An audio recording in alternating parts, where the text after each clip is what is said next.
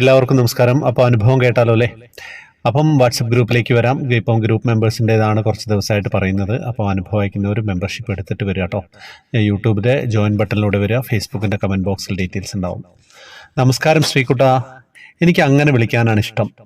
കുറേ നാളുകളായി ഞാൻ ദിവസവും ത്രിമധുരം കേൾക്കുകയും കാണുകയും ഒക്കെ ചെയ്യുന്നുണ്ട്. എനിക്ക് ഒരു അനുഭവം ത്രിമധുരത്തിൽ പറയണമെന്ന് കണ്ണനോട് പ്രാർത്ഥിച്ചു. ഞാൻ ത്രിമധുരം കുടുംബത്തിലെ അംഗമാണ്.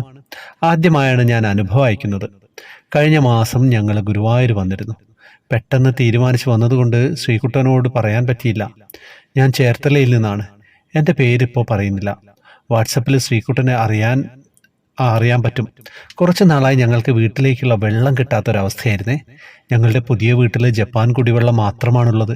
അത് കിട്ടാതെ വരുമ്പോഴുള്ളൊരു മാനസികാവസ്ഥ വളരെ വലുതായിരുന്നു. ഞാൻ കണ്ണനെ വിളിച്ചു.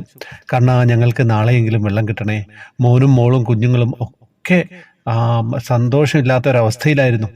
ആ അവസ്ഥ എന്താ പറയേണ്ടതെന്നറിയില്ല. സന്തോഷവും സമാധാനവും ഉണ്ടാവണേ കണ്ണാ, ഞാനിത് ത്രിമധുരത്തിൽ പറയാമെന്ന് പറഞ്ഞു. അങ്ങനെ പിറ്റേ ദിവസം വാട്ടർ അതോറിറ്റിയുടെ ജോലിക്കാർ വന്നു. കുഴിച്ചൊക്കെ നോക്കിയപ്പോൾ നമ്മുടെ പൈപ്പിലേക്ക് വരുന്ന കുഴലിൽ പ്ലാസ്റ്റിക് ഒക്കെ വന്ന് അടഞ്ഞിരിക്കുന്നു. അവരതെല്ലാം എടുത്തു മാറ്റി. വെള്ളം നല്ല ഫ്ലോയിൽ വരികയും ടാങ്കൊക്കെ വേഗം നിറയുകയും ചെയ്തു. കുറേ ദിവസമായി പറഞ്ഞെങ്കിലും അവർ വന്നിരുന്നില്ല. എൻ്റെ കണ്ണം പറഞ്ഞു വിട്ടതാകാം, ഞാൻ വിശ്വസിക്കുന്നു കേട്ടോ. ഞാനൊരു ശിവഭക്തയാണ്. ഏതു ക്ഷേത്രത്തിൽ ചെന്നാൽ മഹാദേവനെ എന്നേ വിളിക്കുള്ളൂ.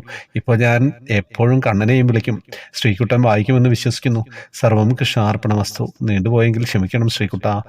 ശ്രീകുട്ട ശ്രീകുട്ട ശ്രീകുട്ട എന്താ കഥ? അങ്ങനെയൊക്കെയാണല്ലേ അനുഭവം.